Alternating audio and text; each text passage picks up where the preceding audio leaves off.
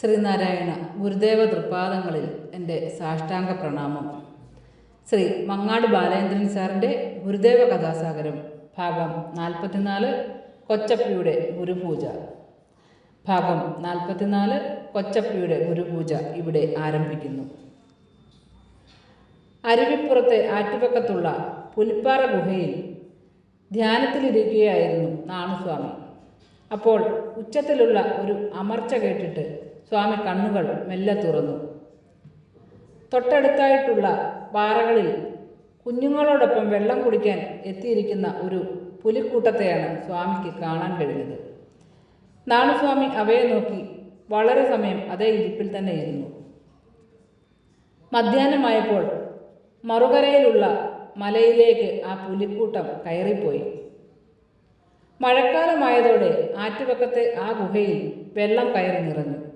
അപ്പോൾ ഇരിക്കുവാൻ മറ്റൊരിടം വേണമെന്ന് സ്വാമി ചിന്തിച്ചു. അന്നത്തെ സായാഹ്നത്തിൽ ആറ്റിൻ്റെ തെക്ക് ഭാഗത്തായിട്ട് കണ്ട വലിയൊരു മലയിലേക്ക് നടന്നു കയറി. പടികളോ വഴികളോ ഇല്ലാതിരുന്നതിനാൽ മലയിലേക്കുള്ള കയറ്റം എളുപ്പമായിരുന്നില്ല. ഉരുളൻ പാറകളിൽ ചവിട്ടിയായിരുന്നു കയറ്റം. ധാരാളം വിഷപ്പാമ്പുകളുള്ള ഒരു മലയായിരുന്നു അത്.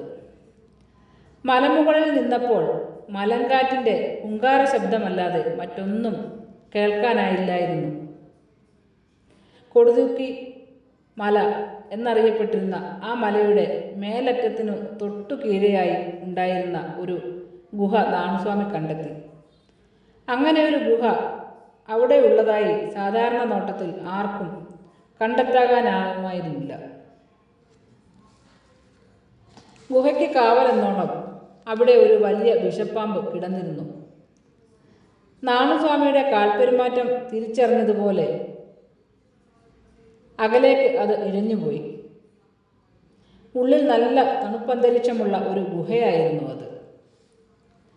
മലമുകളിലും ആറ്റുപക്കത്തുമുള്ള ആ ഗുഹകളിൽ മാറി മാറി തപസ്സനുഷ്ഠിച്ചു വന്ന നാണുസ്വാമിയെ പുല്ലറുക്കാൻ വന്ന കൗമാരക്കാരനായ ഒരു പയ്യനാണ് ആദ്യം കണ്ടത്.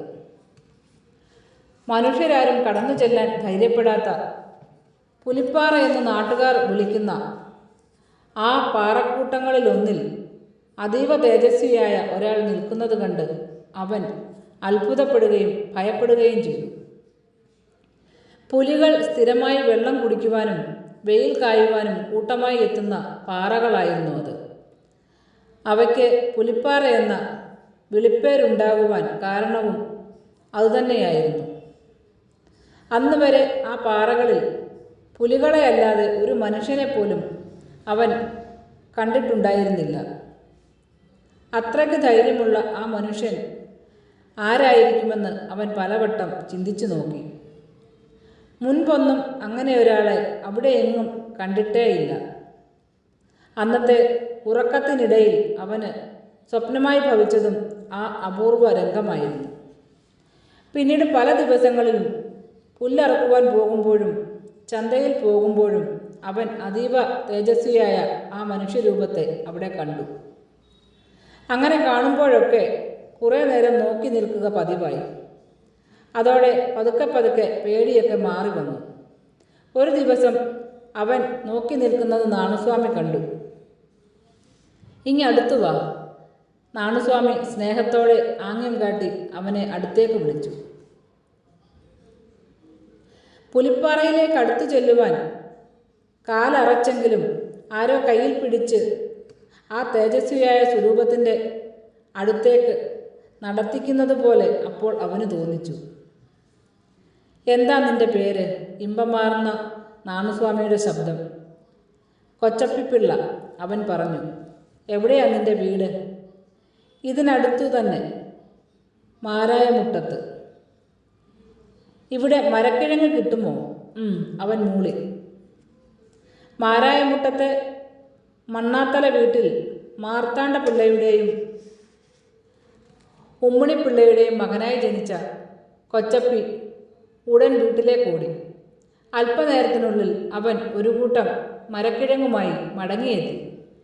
പാറപ്പുറത്ത് തന്നെ കാട്ടുചെടികൾ ഒടിച്ച് തീയുണ്ടാക്കി ആ കിഴങ്ങ് അതിലിട്ട് ചുട്ടെടുത്തു.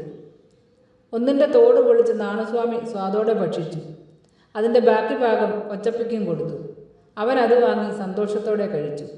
പിൽക്കാലത്ത് ഗുരുദേവൻ്റെ ആദ്യത്തെ സന്യസ്ത ശിഷ്യനായി തീർന്ന ശിവലിംഗദാസ സ്വാമിയായി മാറിയത് ആ കൊച്ചപ്പിപ്പിള്ളയാണ്. നാരായണ ഗുരുവേ എൻ്റെ സത്യപ്രകാശമേ നീ, പാരിൽ പ്രകാശമേകാൻ പിറന്നൊരു വാടമലരല്ലേ നീ. നാരായണ ഗുരുവേ എൻ്റെ സത്യപ്രകാശമേ നീ, പാരിൽ പ്രകാശമേകാൻ പിറന്നൊരു വാടമലരല്ലേ നീ. ശ്രീ മങ്ങാട് ബാലേന്ദ്രൻ സാറിൻ്റെ ഗുരുദേവ കഥാസാഗരം ഭാഗം 44 കൊച്ചപ്പയുടെ ഗുരുപൂജ ഇവിടെ അവസാനിച്ചിരിക്കുന്നു. ഇതിൽ വന്നിട്ടുള്ള തെറ്റുകുറ്റങ്ങൾ സദയം ക്ഷമിക്കണമെന്ന് ഗുരുദേവ നാമത്തിൽ അറിയിക്കുന്നു. നന്ദി, നമസ്കാരം. ഗുരുധർമ്മം വിജയിക്കട്ടെ.